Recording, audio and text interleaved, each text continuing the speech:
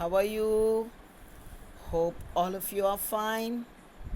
Yes. Shall we go into our episode today? Yes, children. Yesterday we saw how Krishna killed Arishta. నిన్న కృష్ణుడు అరిష్టుణ్ణి చంపడం చూసాం నాన్న. మరి ఈరోజు మనం ఏం చూడబోతున్నామంటే మీకందరికీ బాగా ఇష్టమైన వాడేలేండి కదా, కలహప్రియుడు అంటారు ఆయన్ని. మరి ఆయన ఎవరంటే మన నారదుడు.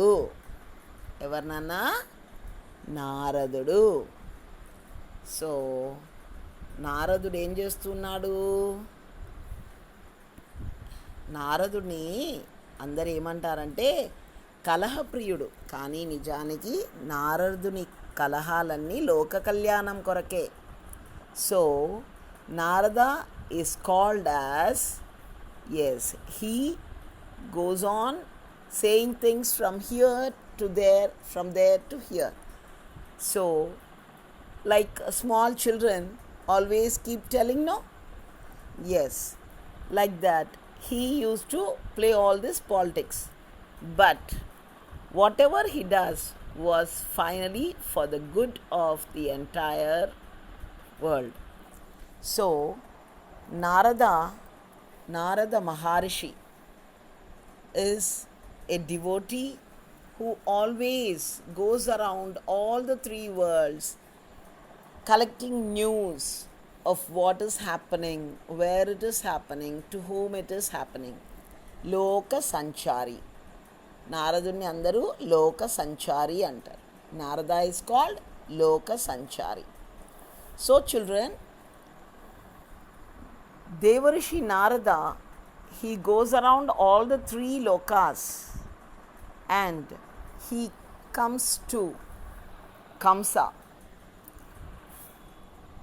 He comes to Kamsa and tells him that he is opening all the secrets now. He is telling Kamsa that your nephew is born. Sri Krishna is born. He was brought up in, yes, where? In Nandagopal's house. Yes, and Nandagopal's daughter is brought here and she was brought to Devaki Devi. So everything is arranged. So you will be killed by Krishna. So why are you still having Devaki and Vasudeva in your, where are they children? In the jail. So వసుదేవుణ్ణి దేవకీ దేవిని నువ్వు ఇలా పెట్టుకొని ఉన్నావు, కానీ ఇలా జరిగింది. నిజానికి యశోదకు పుట్టింది ఆడపిల్ల. యశోదకు పుట్టిన ఆడపిల్లని ఇక్కడికి తీసుకొచ్చారు, ఇక్కడ పుట్టిన కృష్ణుణ్ణి అక్కడికి తీసుకెళ్లారు అని అంతా చెప్తూ ఉన్నాడు అన్నమాట. అంతా చెప్పి బలరాముడేమో రోహిణి గర్భంలో పుట్టాడు. ఏమి నీ భయం వల్ల వాళ్ళు నందుని ఇంట పెరుగుతున్నారు. ఇప్పుడు కృష్ణుడు ఏమి వారి వద్ద ఉండడం వల్ల ఏమి నీకు భయపడరు అని చెప్తున్నాడు. ఇవన్నీ ఎందుకు చెప్తున్నాడంటే ఇంకా కంసుడికి టైం దగ్గరికి వచ్చింది. Narada Mahamuni is telling all this because Kamsa's time is coming near. What time, children? Yes, he is to die. So Krishna has to kill Kamsa. So Kamsa Vada, that is going to happen. So children, Narada is telling all this, where Krishna was born, to whom Krishna was born, where did he go, where he is brought up now, and what everybody is doing. And already Kamsa knows, and Kamsa is also sending the demands to kill Krishna. All the demands are coming, but only the demands are being killed. They are not able to kill Krishna, as Krishna is the Supreme Lord. So nana, Krishnudu Supreme Lord. కృష్ణుడే ఆ భగవంతుడు కాబట్టి ఎవరు కృష్ణుణ్ణి ఏమీ చేయలేకుండా ఉన్నారన్నమాట. So నాన్న, ఏం జరిగింది ఇక్కడ?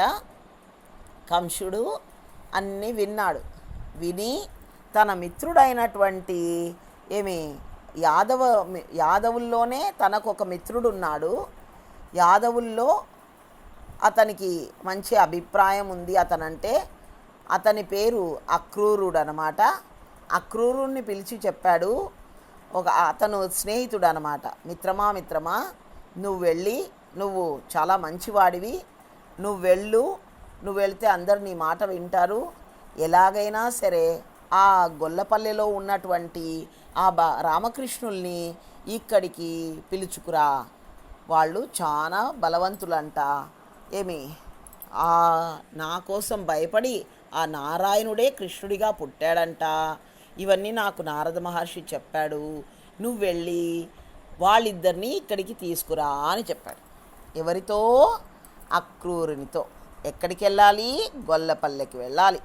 గొల్లపల్లెకి వెళ్ళి ఎవరిని తీసుకురావాలి? కృష్ణుణ్ణి తీసుకురావాలి. ఎక్కడికి తీసుకురావాలి? కంసుడు చేస్తున్నటువంటి ధనుర్యాగం. కంసుడు ఏం చేయాలంటే నేను ధనుర్యాగం చేయబోతున్నాను, ఆ ధనుర్యాగానికి వారిని తీసుకురా అని చెప్పాడు.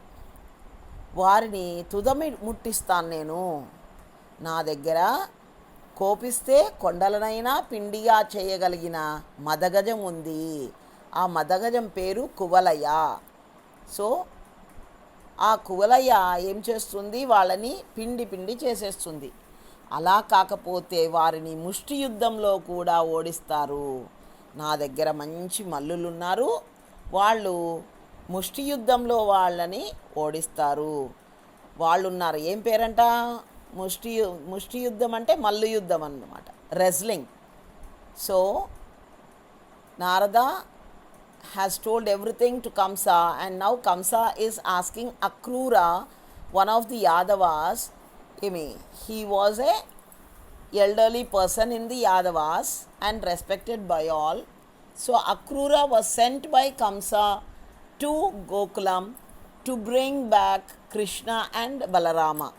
So he is asking Krishna and Balarama to come to the Dhanuryagam where he is planning to kill them both.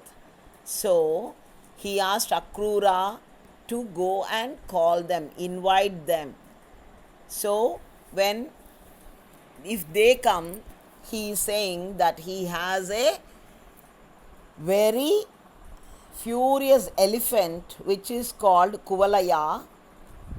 So this Kuvalaya Pedam is the name of the elephant, which is a very terrific one, which can even break a mountain.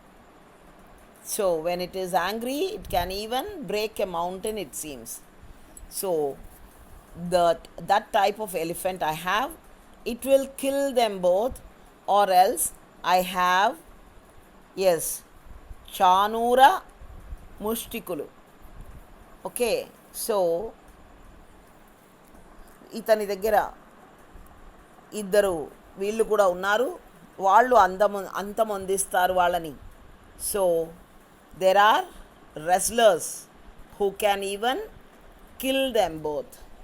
So at any cost you go and bring them here. So Ravana told Akrura. So this person, who is the other person? Akrura.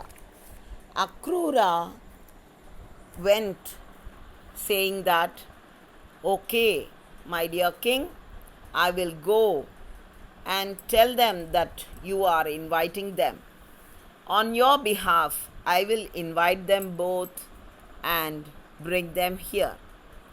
So when Kamsa told Akrura to go and invite Krishna and Balarama for a Dhanuryagam in Mathura, Akrura went to call them.